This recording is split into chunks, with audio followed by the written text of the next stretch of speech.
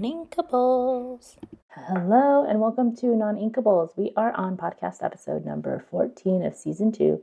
And Hiram is banned and so is Fortisphere. That is the big news today. It was posted on the Ravensburger website. And oh my goodness, what the heck? I mean, a lot of people had been calling for it because I think Blue Sapphire got very strong this set, and I think Ruby Sapphire has been just winning. And so today on their website, April 8th, 2025, they posted an update to core constructed format. I'm just going to read it verbatim. So the title is Disney Lorcana TCG bans 2 cards from competitive play. It says today the Ravensburger Disney Lorcana TCG team announced removing 2 cards from eligibility, known as a ban, in the core constructed format. A ban is an important part of keeping a trading card game like Disney Lorcana thriving and fresh. The game design team chose to ban Hiram Flowersham Toymaker and Fortisphere to ensure the greatest diversity of successful strategies was available to competitive players. The ban is effective as of April 8th, 2025, which is today, meaning all Disney Lorcana events taking place after that date will no longer accept deck lists with those cards included. This marks the first time cards have been banned since Disney Lorcana TCG launched in August of 2023. And then there is a quote that says, "No card is ever designed with the intention of it not being played in competition," said Elaine Chase, Chief Marketing Officer for TCGs at Ravensburger. But in order to keep the metagame healthy and challenging without it feeling stale or repetitive, seeing the same strategies again and again, the TCG design team at Ravensburger made the difficult decision for the good of the game. We know bans are the last line of defense, and we will only pull that lever when it will increase excitement for competitive play. Note: Hiram, Flowersham, Toymaker, and Fortisphere are not removed from the game. Players are encouraged to enjoy playing them in their decks against friends and family. The ban only affects those participating in Disney Lorcana Challenge events or other tournaments and events using the core constructed format. For more information on the decision to remove the cards from competitive play, please join the discussion on Disney Lorcana Discord server. The team will be posting an open letter to the community on the discussion from Steve Warner, co-lead designer of Disney Lorcana TCG there at 1 p.m. Pacific time. Steve will join the Discord for a text-based discussion around 3 p.m. Pacific time, so fans can feel free to log in and ask questions. The Disney Lorcana TCG team at Ravensburger supports and listens to the community. Join the Discord at discord.gg/Disney Lorcana to discuss news, card previews, new deck building strategies, and all other aspects of the game. The ban does not affect fans playing core constructed events in China and Japan. Representatives from those areas will provide a separate announcement localized to their market as to how these cards will be handled as they release more Disney Lorcana sets. And then, let's see, for the Disney Lorcana Discord, let's see what the open letter is. Well, I have not checked in a long time. Let's see, I think where is that? I don't actually see the open letter yet, even though it is currently past 1 p.m. Pacific time. I just see, the only thing I see is Rochelle posted a Polygon article about the ban. Okay, so there is a little bit of information. Okay, so it says Polygon sat down with game designer, manager, and lead game designer Steve Warner last week for a briefing on the change. Warner stressed that bans like this are a sign of Lorcana's maturation, with some 1,400 cards released for the game since its launch in 2022. Some less than desirable interactions are to be expected. In Hiram's case, he enabled players to draw too many cards to their hand before being removed. The win rate on decks that utilized that strategy best were simply too high, especially when used in combination with the Fortisphere, so Sapphire Steel decks. It is important to us that we make exciting cards. Occasionally we may have issues where some cards crop up and are a little too powerful, but it's far better than everything is way too safe and unfun. So there's a steady balance that we have to maintain. And then says Warner said that his team, much like Roz from Monsters Inc., is always watching. So a direct quote is, "We look at the tournament reports, we look at the data from events, from players, we talk to stores, we have competitive players that we work with, we have social players that all have friends and are part of the community," Warner says. "This gives us a lot of insight as to what's going on and what's really bothering players and what's causing some strife. We watch and we talk and we consider, and we want to be very deliberate about our choices." They did say that some people wondered why Popsicle, another card that has become a mainstay in powerful Sapphire decks, was spared the ban hammer this time around. Warner says that his team thinks removing Hiram and Fortisphere should take the edge off of those powerful decks while allowing Popsicle to be used by Sapphire decks,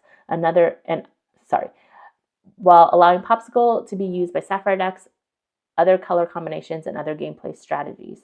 Especially in Arcasia's Island, Warner said it's Sapphire Ruby combinations that really want those item cards. So we feel like leaving Popsicle around allows that to still happen a little bit more organically. Also, you guys have to remember that if they ban Popsicle, then it basically makes Nick Wild useless because Nick Wild helps you recur Popsicles. Interestingly, somebody today, after the ban was announced, bought Judy Hopps from the store and also Kita. So there was some talk in one of our local discords about Kita.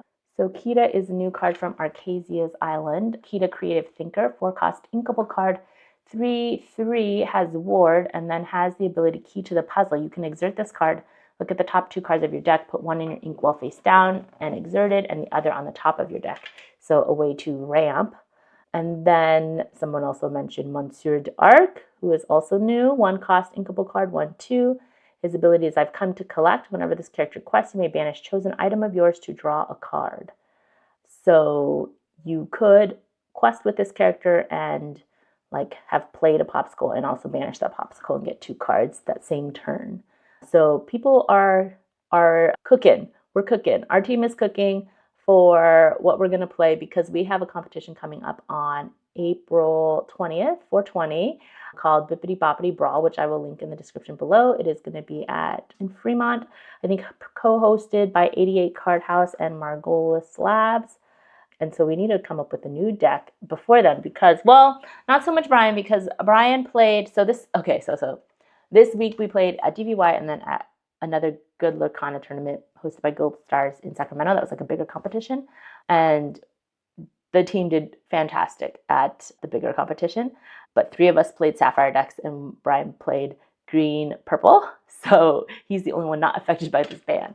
Anyways, let's talk about what we played this weekend. Okay, so let me pull up my notes. Okay, so as part of our league that we're in with MGL, last week I matched into Parker, and I had played him before the podcast last week, so I kind of talked about that more in detail. But he was on Amber Steel with Rapunzel's Tower, and I beat him 2-0. So this week I matched into Ben, aka Iago, and our standings are such that Edmund is at 17 points, so he's number 1. So he's definitely going to be into the top 4, which is what moves on to the next part of the competition, the top 16 bracket pool. So Edmund's definitely in. And Edmund's strategy, I think, this time has been to play a deck based on what he thinks his opponent is going to play. And I feel like we all kind of play locally. And so it was pretty, like most people have identity. And so he would play the deck that would counter whatever deck that person was playing. And then I think everyone else has been either switching around decks or staying on the same deck, kind of like not specifically targeting an opponent per se. And so we're at the point now where like everyone who's in the top half, I think, of the league has to win to get in. Like nobody can ID basically because everyone is kind of like on the might bubble in or bubble out because it's only going to be top 4. And I'm in that similar situation. Like if I win, I may be able to bubble in. And then if my opponent Ben wins, he'll be in. But if he loses, then he'll be out. So this is our 4th round of Swiss, and it's been best of 2. So I think there's like Edmund has 17 points, and then the next couple have 13, and I think I have like 10. And so we'll see. No one knows who's going to make it in, except for definitely Edmund. And so I will be playing Ben probably sometime today or tomorrow. And then we'll see if I move on to the next bracket part of the tournament. On Friday, Brian and I and Tyler played at DVY, which is our usual spot. And I feel like the league there, it's just constructed every week, but it's starting to kind of pick back up. And once again, I made it into the top 4. I didn't win, but I made it into the top 4 partly because of luck. So the first round I played Nick, who is like a newer player in terms of Lorcana. He comes with his son, and Nick was playing Red Steel. And Red Steel's a deck I've obviously tried to play many times because I love that Red has removal and Steel has removal, and I like having Rush and I like Mushu, but I just haven't felt like it was like meta competitive. And when I played Nick, we ended up drawing because we ran out of time. And I think part of it is because he's a newer player, so it takes longer for him to make decisions in terms of what to play. If it was like a more competitive arena, maybe I would call a judge for slow play, but I feel like it's just league, it's casual. I don't want people to feel like pressure, and it's like not a big deal. So he would like talk through every turn a lot, and I think some of it is just like familiarity with the deck because I think he had just picked up the deck that day, and also just like familiarity with the game, I suppose. So we ended up drawing, and he really got that like there was a turn where he had a Mushu on board and I couldn't remove it. And then he played like a Goofy, and he challenged with both Goofy and Calhoun and ended up getting like 6 lore in one turn. So when that combo pops off, it's really good. And then we ended up rolling a die to see who would win game 3, since it's best of 3 and you win pack per round. And I ended up winning the die roll. And then in the last round, I matched into Kevin, who was there, but then he had left early but didn't drop. And so essentially got a win against him. And so I ended up being third. And then Tyler also played Nick, and they also drew and ran out of time, but Tyler lost the die roll, so he had a loss against Nick. In round 2, I played Brian, and he was playing green purple, and I got my butt handed to me. I was playing blue steel, same deck as the previous week. I think I made like one change. And so my record ended up being 2-1-0. And then Tyler's was also 2-1-0. Brian was also 2-1-0. And because of who we won against, all that stuff, Tyler was first, Brian was second, and I was third. But my third was like because of a die roll and someone leaving. So I feel like not a real third place. Once again, my luck at DVY places me somewhere near the top, which I think is hilarious. The next day, the whole team went to Sacramento and we played in another Good Lorcana tournament. I think it's another Pretty Good Lorcana tournament, actually, the official name, hosted by Gold Star. So they had previously, early in the year, hosted like a Pretty Good Lorcana tournament, and this was like the second one. And it was, I gotta say, Noninkables Team did fantastic. I'm so proud of us. Look at us go. We're putting ourselves on the map. It was won by Gary. He got first place. He was playing red blue. Tyler ended up getting 5th. I got 8th, and Brian got 18th. So Gary was on red blue. Tyler was on blue steel. I was also on blue steel, but Tyler's deck and my deck were different decks. And then Brian played green purple, which he had like literally picked up a few days before. So making it to like 18th out of, I think, over 100 people is pretty insane, because I feel like when I pick up a new deck, I'm in the bottom, like bottom. And sometimes even when I play a deck I know how to play, I'm still in the bottom. And so I feel like that's a very, very good result. Let's see. There were a total of 94 people. Yeah, so like top 20% is super good. Hella good, I would say. Okay, so this tournament had 7 rounds, cut to top 8. It was best of 2. And first round, I played against, let me look. I've forgotten already. Round 1. Round 1, I played against Matrix Cards LLC. I think he said he accidentally registered as his, like, not his normal Melee name and registered under his store. And I was like, ooh, I'm playing a business owner. But he was playing Amber Steel, and I think it was Amber Steel song, like more traditional Amber Steel song. And I won that one 2-0. Round 2, I played against a Melee name of Smoky Pastures, and we drew. He was playing Amber Amethyst with like some locations, and it was basically an aggressive deck because it had like Daisy and Nala and Piglet and stuff, but also played like Fairy Ship and Library.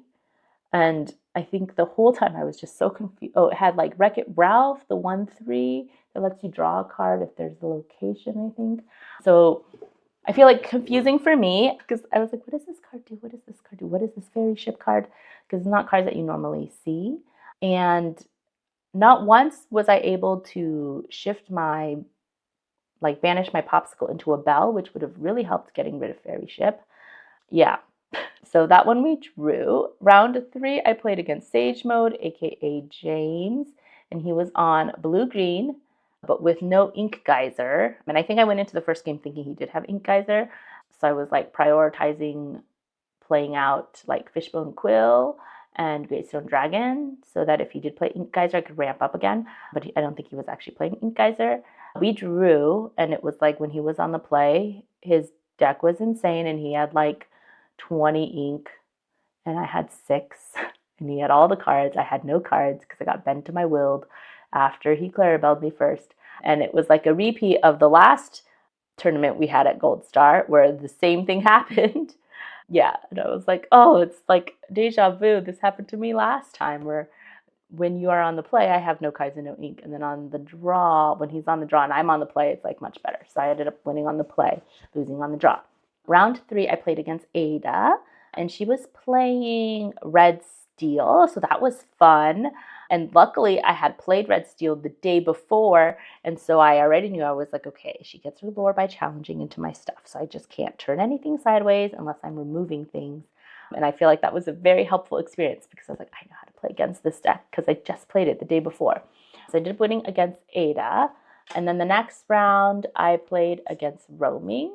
I don't remember his name, even though he told me, and I'm sure I wrote it down, but all my papers got kind of like mixed, and so I was too lazy to go find them. But he was playing green purple, which is what Brian was playing. So I had a little bit of practice losing against that deck. But this time I got very lucky where in both of my opening hands, I got my Fire the Cannons so I could get rid of the Diablo. And then, or like because he saw the Fire the Cannons, he like didn't want to shift the Diablo. And then there was one, I remember in one of the games on turn 2, he played an Ursula and he took my song. It's like a strength. And then on turn 3, he was like thinking for a while about whether or not to play a second Ursula to check for a song, or because I think he had shifted his Diablo, or he had shifted something. I don't remember. There was something he wanted to protect, but he was deciding between playing that second Ursula 2-drop or playing Crab, and he ended up choosing to play Crab and running one of like a Cusco or a Diablo into my bell and taking out the bell because I was like staring at it. And when he inked that 2-drop Ursula, I was like, yes, because I had just top decked another song to get rid of whatever he was trying to protect.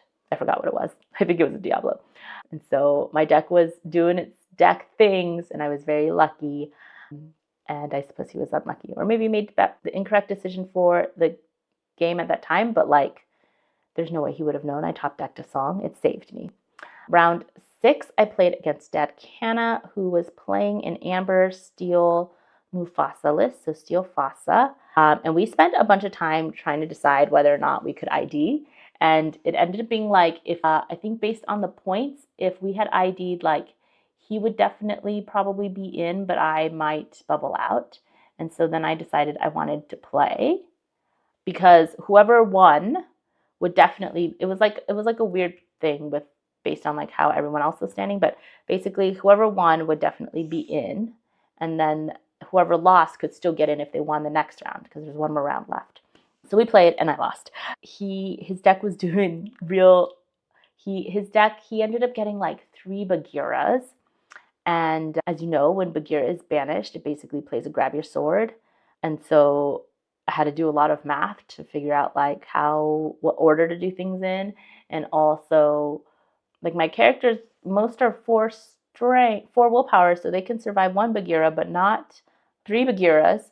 And then I did have a misplay where I think I should have drawn cards with Hiram first, and then even if I hadn't done that, like the rest of my sequencing I think was okay, but I did quest with the Scrooge and I should have left it because I did end up with the Hiram drawing like Along Came Zeus, so I could have gotten rid of the Mufasa.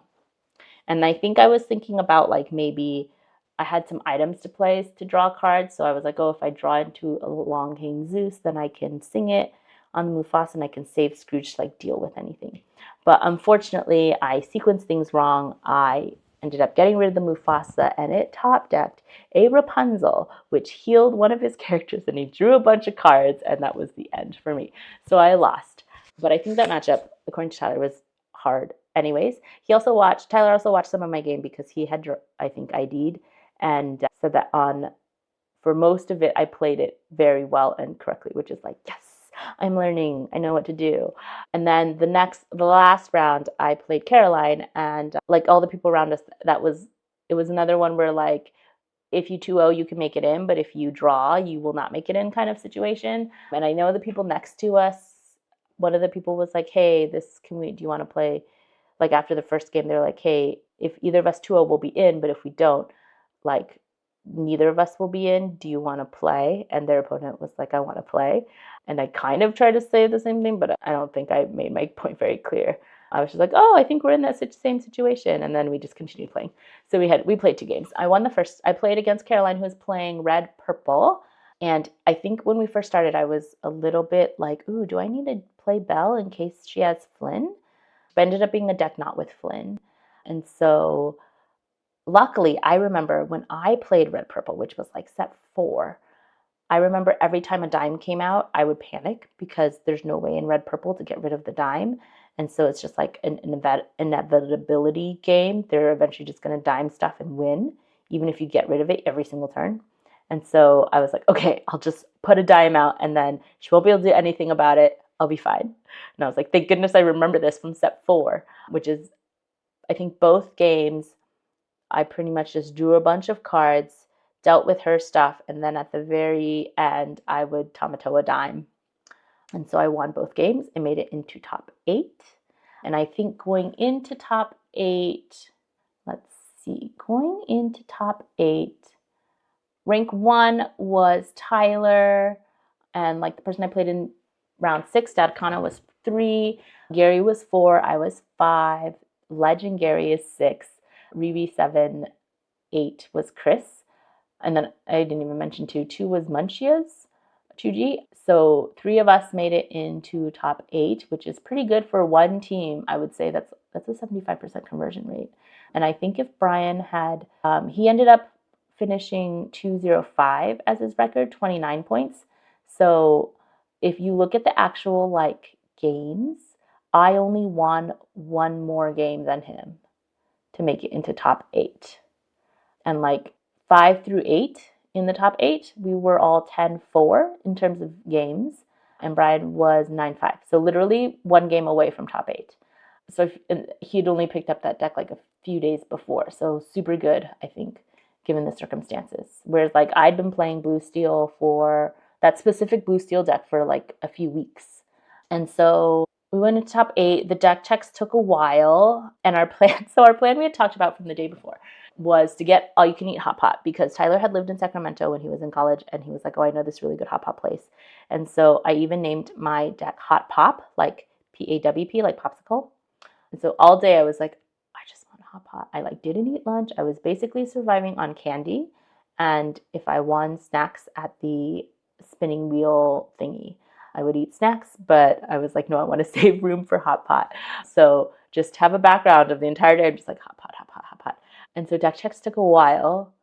They were very thorough. And I was like, maybe I should have like eaten something.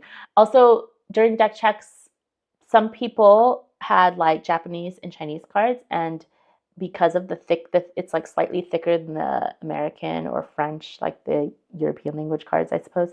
The judge was able to like go to that card every single time when they cut the deck. And so people had to find replacements.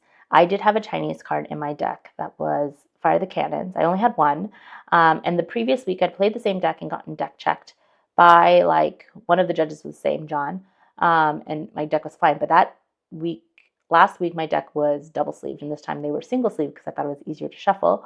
And so it was like panicked. So I ended up borrowing someone's Fire the Cannons. And I ended up not needing it. I still passed deck check. So I was like, yes, good. But Tyler, when he went to get deck checked, his Dreamborn, he had like updated it the night before and it was being glitchy, so it didn't save. And so his deck that he had submitted said he was playing one Shield of Arendelle, but he had actually changed that to Last Cannon. So then there was like a little rush there to find him a Last Cannon, because if he could change the card out, they would just give him a warning. But if not, he would get a game loss. So we did a little scramble. Luckily, Daniel had a Last Cannon in his car. So yeah. And then we always joke that Tyler gets warnings at these tournaments. And this tournament was the same. Round one, I sat next to him and he got a warning because he went to go put a card into his discard and accidentally knocked a card off of the top of his deck right as the judge, John, was walking by. So super unlucky. And so he got a warning for that. And then I think later he like accidentally flipped over a card in his ink because they were like new sleeves, so they were super slippery. And then he flipped over a card in his ink and got a warning for that. But they were in like different areas. So usually if you get like 3 warnings, I think you get like a game loss. I read through the rules and I still don't remember. That's why I'm not a judge. But they were in like different categories. So one was like a dexterity issue, and then one was like a revealing unknown information issue. So, but seriously, the first round we were like, what? And then Tyler was just like, it starts already. We're like, stop getting warnings. So next time we go to a tournament, we're going to check his deck and also check his Dreamborn link to make sure that they're both the same. And so after deck checks, we went to play. I got matched into Gary, who was on red-blue. I tried to curse Gary's deck, and I whispered to his deck, no Hurums and no Popsicles. And then I think, cursed my own deck, which is karma for me cursing his deck. And so when we played, I drew no Hurums or Popsicles. I think I drew a Popsicle or 2 and some Fortispheres, but like my deck was not decking at all. And I pile shuffled several times. So I lost to Gary, and then Tyler ended up playing Chris, and I think had a misplay, definitely had a misplay somewhere because he was ruminating about that for like the next hour, which I think it's good because then one, he remembers what mistake he made and then he'll never make that mistake again. Whereas I feel like a lot of times I will forget and sometimes I wish I could remember, but also the good thing is I don't remember a lot of times, and so it doesn't bother me as much. Although I still remember my first set champs during Swiss, I didn't bounce a rabbit and it really screwed me over. And I still remember that. But I think then it's like less, I don't know, I don't perseverate over it as much. And so Chris ended up playing Gary. Chris was playing green, yellow Chernadogs, I think. Nope, because he didn't have Chernabog in it. I think it was just playing green, yellow aggro tramp stuff, maybe. I'm not sure, actually. I just know it was green, yellow with some discard and some aggro and a lot of ward characters. He ended up playing Gary. It's on stream if you want to watch that match. And then they finished playing, and then the other semifinals game was Legendary versus Riri, and they're both on the team Toon Titans, which is like the local team. And they were playing a red-blue mirror, and it was literally a mirror because it was the same 62 cards because it was a team deck. And so it was basically like you play something and I get rid of it. You play something, play a Maui Shark, play some actions, get some lore. And then I will get rid of your Maui Shark and then play Pirate's Life with my own Maui Shark. So it was like that back and forth, and it took so long. It was so long. And then the finals was Riri ended up winning. So it was Riri versus Gary. And Gary was on I don't know what deck Gary is playing. I think it's like a Sisu on Ice type of red-blue with some Gary tech cards, because Gary always likes to play like one-ofs tech cards. And so like, I think normally Sisu on Ice doesn't play Be Prepared, but Gary has Be Prepared. Yeah. And so, but like, okay, so they're starting finals. It's already like 9-ish, 9:15, 9:30, right? Or I think it started maybe at 9. And the all-you-can-eat hot pot place we wanted to go to closes at 11, right? It's like 9:30. And so like they play round 1. I think they played game 1 and then they played game 2, and then it was like getting close to like closing time. And so we decided to leave Gary as he's playing his third match. And we're like, Gary, we're going to go to the all-you-can-eat place, and because we're afraid they're going to close. And can you meet us there when you're done? because we wanted to make for last call. And luckily, had we not left, we would not have made it for last call at the all-you-can-eat place. And luckily, I think their last call was at like 10 p.m. and we got there at 9:50 for all you can eat. But they were super nice, and they actually extended the time that we could order food for so I think they extended it actually to 10:30 for us, so we could still order food. And Tyler ended up knowing the owner. Like, the owner saw him, was like, Tyler, because he had gone there a lot when he was in college. And the food was super, super good. Their broths were so good. I will post a link to that place. Let me look it up so I can shout them out because they were delicious. Let's see. Okay, so they are called Heat Shabu, and there are 2 locations. There is a Baru location, which was actually, I think, closer to where we were, and then there was a Fair Oaks location, and we ended up going to the Fair Oaks location because it was open for a longer amount of time. And oh no, that's a lie. The Fair Oaks location was closer. We ended up going to the Baru location because it was open longer. So the Fair Oaks location closed at 9:30, and then the Baru location was open until 11. So I'll post a link below, but it was super good. The broths were delicious. The meat was delicious. Definitely going to go there again. Like, I'm going to be in Sacramento for like a work thing in May. So I'm like, ooh, do I just go get hot pot after? Because it was so good. And also all you can eat. And the service was really good, which I feel like is not always the case with hot pot places. I mean, I guess with all you can eat hot pot, usually okay, but like the service was very, very good. And so Brian, Tyler, and I went there. We sat down, we started ordering, we ordered a bunch of food, probably too much food. And then we found out Gary won, and then Gary met us there. Sam also came because Sam was a true friend and stayed until the end to support Gary, whereas the team left. And Tyler was like, oh, I feel bad for leaving Gary. And I was like, Tyler, if it makes you feel better, we always leave you when you're in top 8. And like in the finals, we're just like, bye, good luck, see you later. So I feel like that maybe that made him feel better. But Gary ended up winning, and he ended up winning $800. So originally the tournament was going to be like, I think if you won first place, you would get 2 cases, but turns out they didn't have product. So they changed the pricing to be either cash, or you could get like 2 cases of Rain of Jafar. And I think almost everybody picked cash for that. So I got 8th place, and I ended up winning like $50, but I also got some stuff. Oh, I should grab it.